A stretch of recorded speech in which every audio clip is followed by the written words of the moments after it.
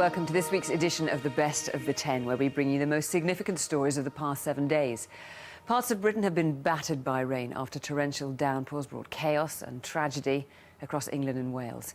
A month's rainfall fell in a matter of hours. 4 people have died. Monday was the wettest day in the wettest June on record. Mark Simpson reports.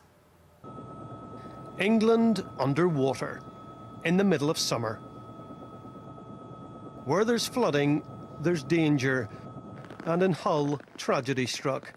A 28-year-old man was trying to clear water for his grandfather when he got trapped inside a drain. His head was initially above water, and a police diving unit tried to release him. But the water just kept rising, and the man drowned. In Leeds, roads became rivers, and even the shortest journey became impossible. It's the 3rd time this month that people and property here have fallen victim to the weather. We can live upstairs if we have to do, which is what we did 3 years ago. Something's going to have to be done. As it is now, you don't go away, you don't go out for the day if it rains, because you don't know what you're going to come back to. In some parts of Yorkshire, there has simply been no escaping the flooding. In this car park in the centre of Leeds, among the vehicles underwater are a Jaguar and an Aston Martin. In Gloucestershire, livestock was under threat as land already soaked was hit yet again. In parts of Nottinghamshire, there was simply no avoiding the water, but emergency services did what they could to help, as 100 people had to move from their homes. Lincolnshire and North Wales were also affected. At one point, there were 10 separate severe flood warnings. It's where these two air masses meet, specifically along this wet zone here, northeastern parts of England. That's what's borne the brunt. And here, already, we look like smashing the all-time record for the wettest June since records began. In fact, some places have had a month's worth of rain in just one day. Parts of the country can't cope with any more, but it seems they're going to have to. Further downpours are forecast. Mark Simpson, BBC News in Yorkshire. The 10 o'clock news has been in Afghanistan this week. Hugh presented a series of reports from the Helmand province area of the country.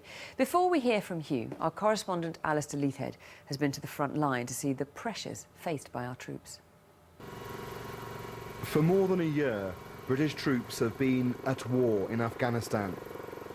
In that time, more than 35 men have lost their lives in the fields and the deserts of Helmand province.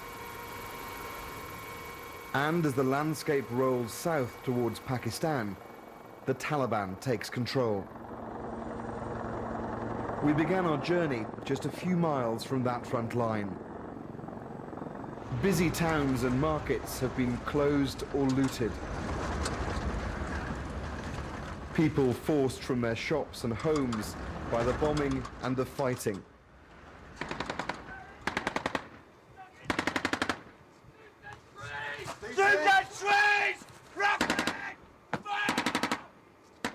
And there are clashes every day at the furthest British outpost in Garmsir. They're under attack again. Dolly, watch to yourself. Boom. It was just a few Taliban fighters in their network of trenches, provoking quite a reaction. We're going to get malleted with mortars, so the trenches won't give them any cover whatsoever. Plus, with the machine guns and the little 51mm, they've got no chance of getting anywhere.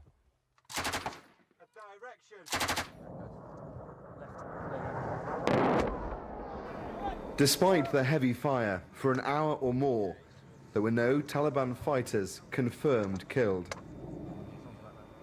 And the pace of life on the front can quickly change. Say hi to me, Mum. For much of the time, it's just waiting around for the next firefight to start. There's no electricity in the bunker, no fresh water. But there are potatoes, courtesy of the police, deep fried as chips to break the monotony of ration packs and bring a taste of home. Tonight, it was the bunker at the other end of the front line that was kept awake. Plenty good weight of fire going down there. We visited their position the next morning. It's even more exposed, but has a commanding view of no man's land. A series of trenches are cut into the hill, the only shade from the sun in temperatures pushing 50 degrees Celsius. It was a patrol from here last month that ended in disaster when a booby trap killed guardsman Daniel Probin and injured 4 others. Daniel was a good bloke. He was a funny man. He was a brother to a lot of us. It hurts me to... Yeah, Daniel was a good bloke. I don't think I can remember a time when the British Army has been fighting to such an intense level. And I think that needs to be understood by people sort of outside of both this area and the Army in general. And at the other base, more Taliban had been spotted. Right. Give it everything you've got for a minute, then suppress the target until I tell you to stop.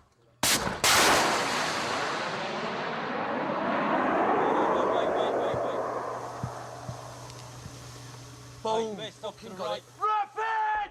Fire!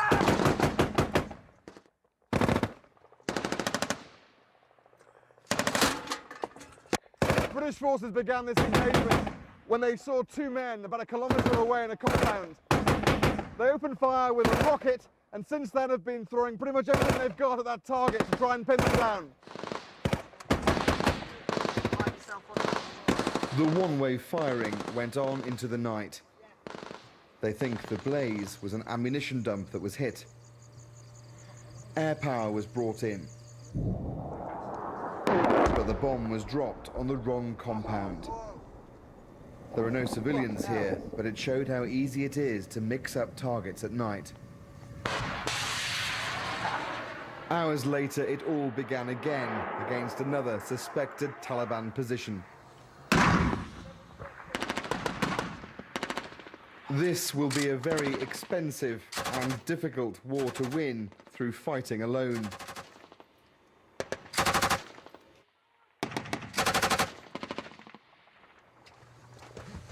All right, lads, stand down. Stand down. Had enough for one day. The British troops are not just engaged in a military campaign, they're also helping to protect the various projects to improve people's quality of life. Afghanistan is in a mess and needs billions in foreign help just to get the basics right. Hugh visited Helmand province and went to see some of the latest work being done to help the people of Afghanistan. Unlike some other bases in Helmand, Bastion is well placed to protect its residents, some 3,000 of them surrounded by the Afghan desert. It's the best possible vantage point because you can see for miles and miles and you get a sense of how remote it is, really. Yeah, I mean, obviously you can see the horizon there and anything that moves on there you can see from where you're standing. You've got several positions like to defend, so there's no real opportunity for anyone to break in. Are you, have you had to use the gun yet? Not had to use the gun, no. Hopefully not, because obviously having to use something means something's going wrong. And so far it hasn't, though it's a very different story on the front line beyond the base. Here the emphasis is on preparation and relaxation in the gym, in the bar, soft drinks only by the way, or just having a game of pool. What if you're sent away from here to somewhere which is more on the front line? What are your thoughts on that? Oh, I'm ready to go. Just deal with the lads and everyone keeps each other's, well, hopes up, keep spirits up. Just got to work through.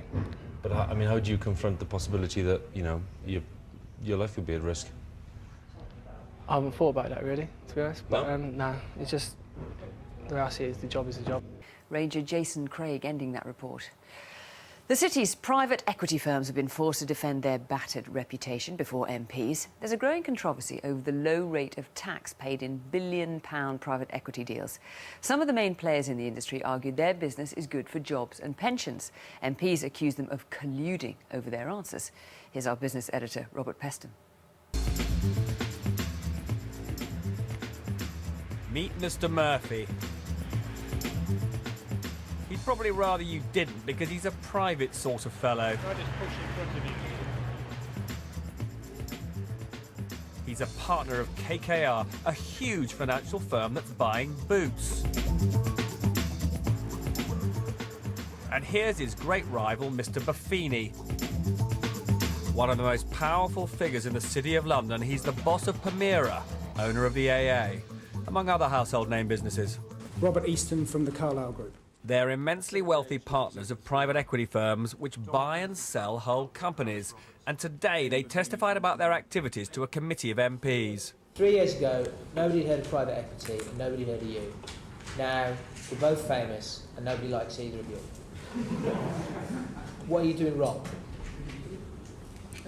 I don't think doing anything wrong. I think we've got 13 million pension fund investors. We've delivered world-class returns. I think myself and my partners have built one of the most successful financial services businesses in the world. So if private equity is such a great British success, what's all the fuss about? Well, they pay a lower tax rate than cleaners, in the words of one private equity veteran, on the millions they pocket from their deals, which this cleaner isn't happy about. The rich are becoming more richer and the poor are becoming more poorer, which is not fair. Are you proud that you're paying less tax than your cleaner? I don't, Miss Eagle. I really don't. I pay 41% on my income tax and I pay the relevant capital gains tax. You're proud that you're paying less tax than your cleaner, aren't you? I've not said that I'm proud. The immensely wealthy partners of the world's biggest private equity firms and the MPs might as well have come from different planets, because in a series of uncomfortable exchanges, there was barely a glimmer of comprehension on either side. Trying to make sense of this debate is the Treasury, which is reviewing whether private equity should pay more tax. But this investment superstar, who's worth a couple of £100 million or so, has a warning about what would happen if his industry believes it's being overtaxed. The reality is the people who the Treasury are really reviewing it about are those at the very top of private equity firms, the grandees who've benefited from the tax relief for the last 10, 20 years. And they would just move abroad. They don't do many things without speaking to their accountants and their lawyers, and they've all got plans to do that.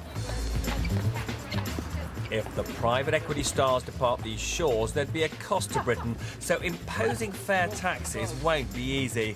Robert Peston, BBC News.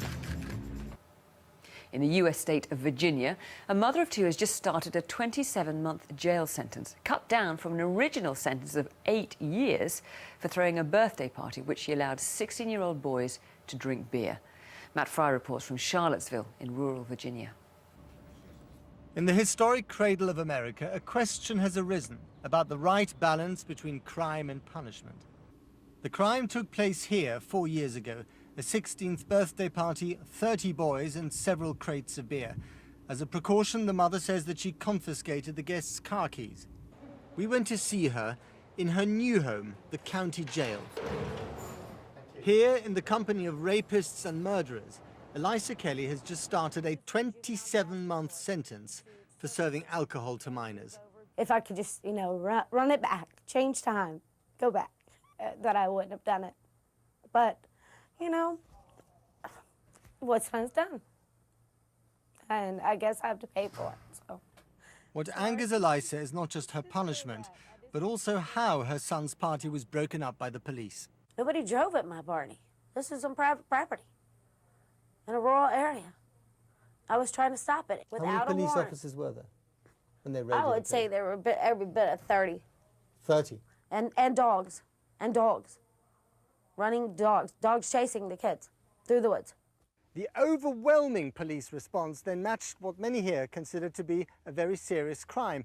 And this may strike you as odd because in the state of Virginia, just like in much of the rest of America, you can drive when you're 15, you can join the army when you're 17, you can buy a gun when you're 18, but you're not allowed to have a sip of beer before the age of 21.